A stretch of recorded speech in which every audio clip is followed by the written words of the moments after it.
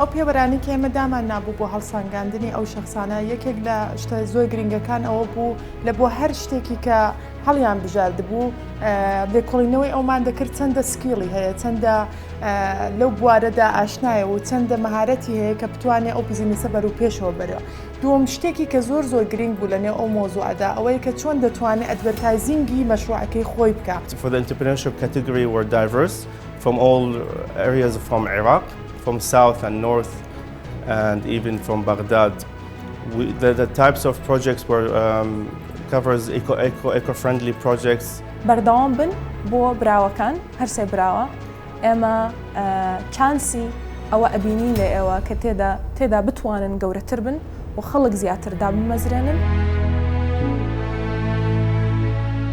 معیارت ما originality, simplicity and implementation. يعني تشا تطبيق بكي. نشرت بروجكت منظم بت بس بروجكت مفروضة ايديا يتنيها بن افكار يتنيها بن تيدي كردستان بكتو فردي عالمي مسابقة روانقط طبعا هي ليست فقط منصة وإنما هي نقطة لانطلاق الداعي الشباب.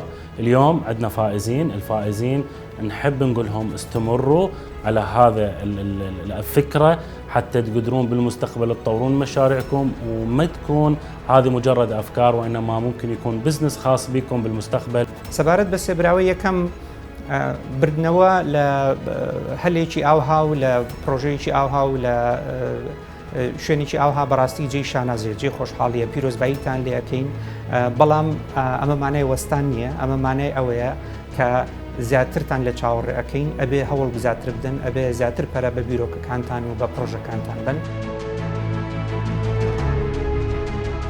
تم الاتفاق على مجموعة من المعايير القياسية في تقييم مشاريع البرمجة التي منها simplicity and easy to use وهي السهولة في الاستخدام وفي التنصيب. يجب أن يكون المشروع سهل في الاستخدام وسهل في التنصيب على المستخدم. كذلك يجب أن يرافق المشروع الدوكيومنتيشن المطلوب أو التوثيق المطلوب الذي يساعد على فهم تفاصيل وأجزاء المشروع. بەشێوەیەکی گشتی پرۆژەکان هەمە جۆر بوون وەکو ئاست ئەتوانین بڵێن لە ئاسی مامناوەند تیا بوو لە ئاسی باش هەمان بوو و بەڵێ ئاسی زۆر باشیش و هەتاکو ڕادەی ناوازە بوون پرۆژەی زۆر باشی تیا بوو و پرۆژەکانیش بەگشتی زیاتر هەموو جۆرە پلاتفۆرمەکانی تیا بوو لەوەی وێب بیس بوو موبایل بیس بوو لەگەڵ ویندۆز بیس بوو هەنێک جۆری تریشمان هەبوو کە بە شێوازی سیستم ڕێکخرا بوو. پەیامی بۆ ئەوانەی یەکەم و دووەم و سێم دەستخۆشیتان لە یەکەم پرۆژێکتێکی زۆر جوانتان کردووە و بەس ئەمە مانای نییەوە تەواو لێرەوە ڕاوستن هەرە بێ هەر پێشکەون یعنی هەر خەریک بن بە سیستەمی خۆتان و وازمەهێنن و باشترش ئەتوانن بیکەن.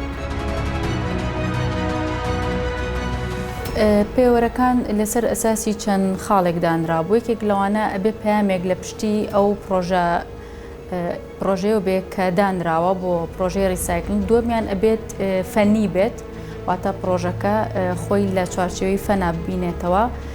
یەکێکتر لە خاڵەکان ئەبێ لە هەمان کاتەکە فەنیە جوانیش بێ ینی دیزاینێکی جوانیشی هەبێت کە بتوانرێ بەکار بهێنرێتەوە.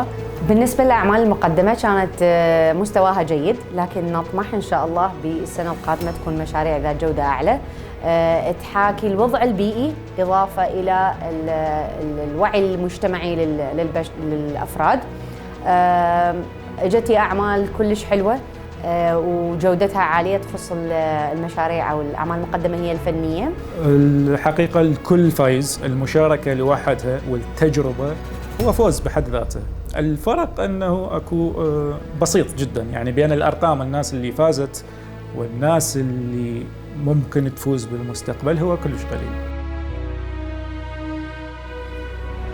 ئەبێ لە ماوەیەکی دیاریکراوی کورتە چیرۆکێکی ڕووداوێکی هونەری گێڕابێتەوە واتە بێ بنەماکانی کەسێتی سازی کات شوێن ڕوودا و وەسف زمان ئارایی جوانی زمانی هەموو ئەمانە بۆ ئێمە پێوەەر بووە وەکو لایەنی تەکنیکی و هوەری وەکو لایەنی تێمە و ناوەڕۆکیش بۆ ئێمە گرنگ بۆ ئەم چیرۆکانە لەبەر ئەوەی چیرۆکی کوردن ناوەڕۆکەکەی ناوەڕۆکێکی ڕەسەنی ڕنگدانەوەی بیرکردنەوەی کوردانە بێت دەستێ ڕوانگێ ڕاستی بگوێشین و پیرۆزباهیش لێتکین کۆ بە چەندی ساڵە تشێتت گەلک بوارێت جودا جودادا ئەوان گەنجا بینتت ئەم بێژین بەریکانە و کێبرکیەکێدا و بشێن هەم هەڤرکیە بکەن هەم بەرهەمێ وانە ئاستەکێ بەرفرەتر و بلندتر بێتە هەلسەنگاندن و پشتینگێ ببتە سەربۆرەك بۆنە و وەجێ و ئەم بێژین سوودێش بێ سەربۆرێ وەرگرن هوەری کورتە چیرۆک یەکێک لە هوەر هەرە باڵاکانی دنیای جێرانەوە بۆیە ئەوانەی کە خەڵات وەردەگرن بەر پرسیارەتی زیاتریان دەکەوێتە ئەستۆ بۆی کە بتوانن زیاتر پەرە بە دنیابینی خۆیان بدەن زیاتر خەیاڵەکانی خۆیان فراوانکەن و زیاتر بتوانن دا بە شێوازێکی داهێنەرانە ئەو بیرۆکە و ئەو شتانی کە لەناو ئەندێشەیاندا هەیە بتوانن بیجێڕن.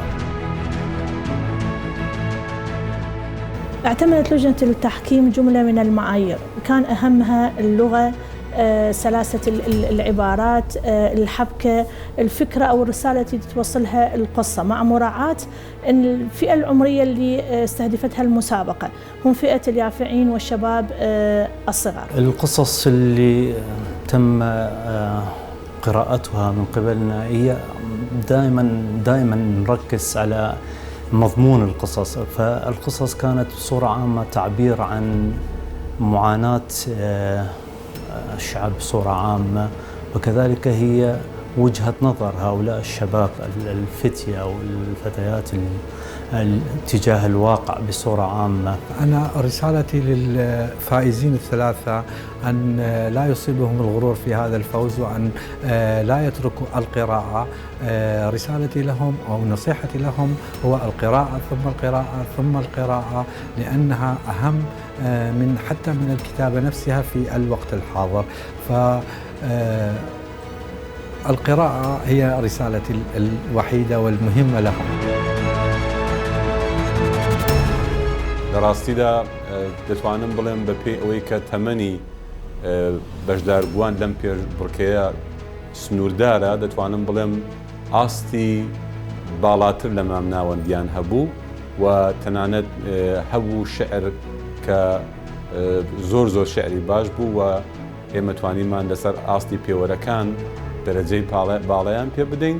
بەگشتی من پێم وایە ئەوانەی کە بەشدار بوون دەقەکانیان جێگای هیوا و هومێد بوو بۆ داهاتوو. پیڤەرێ مایت هەلسەنگاندنێ بوو هەلبەستێ هەلبژارتنا بابەتی کە هەلبەستوانی چاو بابەتێ خۆ هەلبژارتیە دیسان هەروەسا کە ڕتم و موزیکە هەلبەستە خۆ چاوە چێکریە و وێنە یەت هەلبەستە خۆ چاوە داڕشتینە و هەروەسا کە چەند خەیال کور و دوور بریە ئەت هەلبەستێدا و دماهەیەکێ چ پەیامە هەلبەستێ گەهاندیە.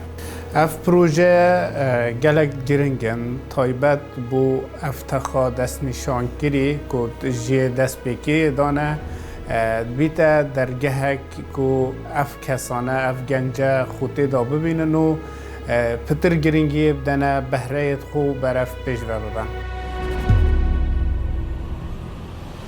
اخترنا القصائد على أساس يعني قوتها جزالتها ضبطها النحوي ضبطها اللغوي ضبطها الوزني.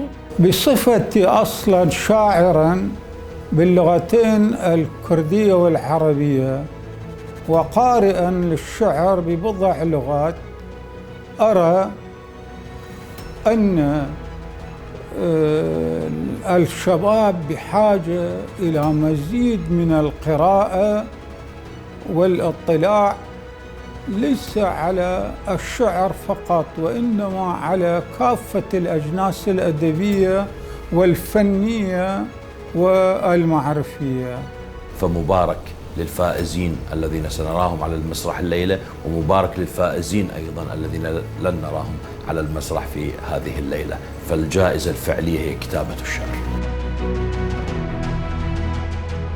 یونیک بوو لە کارەکان کە زادەی ئەستی هونەرمەندەکە خۆی خەیاڵی خۆی وێنا کردبێ کۆپی کارێکی دیکەی جیهانی یاخود لە سوسیالە یاخود لە ئینتەرنێتە ئیسفادەی لێ کردبی و بە هەمان شێوە تەکنیکی ئیشکردن لە دوای ئەوەی کە کارەکە و ئەسیلە ئەو لەو خاڵانە بوون کە ئێمە لەسەری وەستانی وەکو پێوەەر لە بۆ هەڵسەنگانی کارە هونەریەکان ئەو کارانەی کە هاتە بوون هێڵکاری تیابوو کاری زەیتی تیابوو کاری بڵێن پێکەوەنان کە بە تەختە ئەنجام درابوو هەروەها کاری سیرامیک کاری پیکەرسازی کە یەکێ بوو لە کارەکان و وەکو ئینستەڵیشن کاری لەسەر کرابوو ئەڤ بخۆ دەرفەتێکێژ بوو گەنجان کو بشێن کارە خۆ پێشکەشکەن مەوهیبە خۆ دیارکەن و ئەگەر بەردەوام بن کارە خۆی هونەریدان مستەقبەلەن شێن کارتێکردنێ لەسەر جواکی بکەن کارە خۆ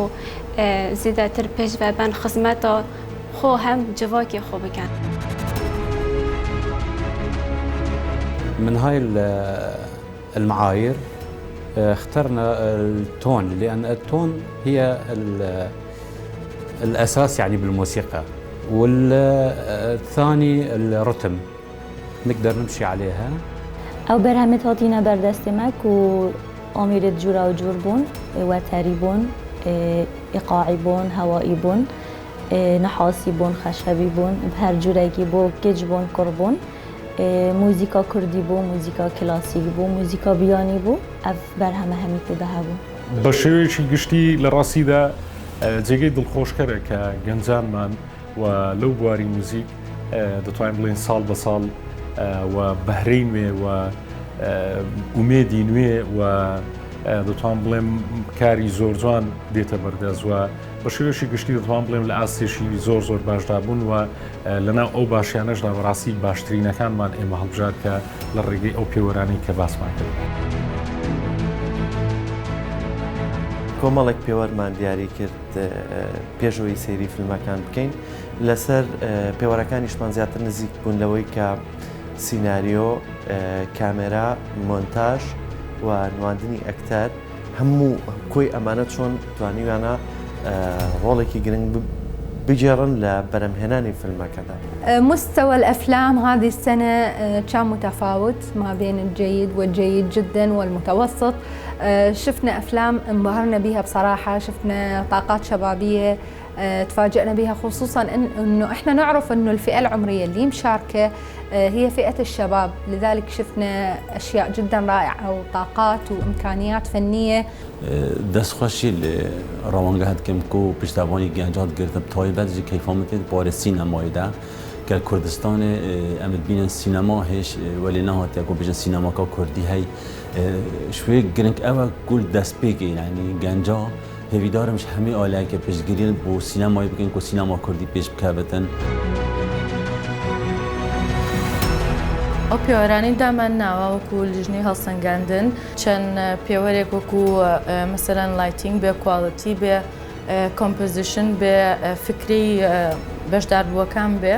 خڵاتەکانی ڕوانگە و پرۆژەیەکی سەرکەوتووە بێت بۆ گەنجان لەبەرەوەی کە توانێت تەسیرە سەر ئەو گەنج و لاوانە دروستکە کە لە بواری هونەر و ئەدەب و مۆزیک و هەموو وەرزشوانە کارەکەن، چونکە تۆ ئەمە واکات ببێ بە ڕێگەیەک بۆوان کە بەرەمەکانی خۆیان و کارەکانی خۆیان امتیان نمایشکەن. اللي أريد أقوله اللي فازوا ألف مبروك وإن شاء الله مزيد من الإبداع، واللي لم يفوزوا هم فازوا بمشاركتهم بهذه الجوائز أو المسابقة. فكل التوفيق للجميع ونتمنى من شبابنا أن يبدع أكثر ويشارك بهذه الجوائز. خڵاتەکانی ڕوانگە داهاتوو بنەشن.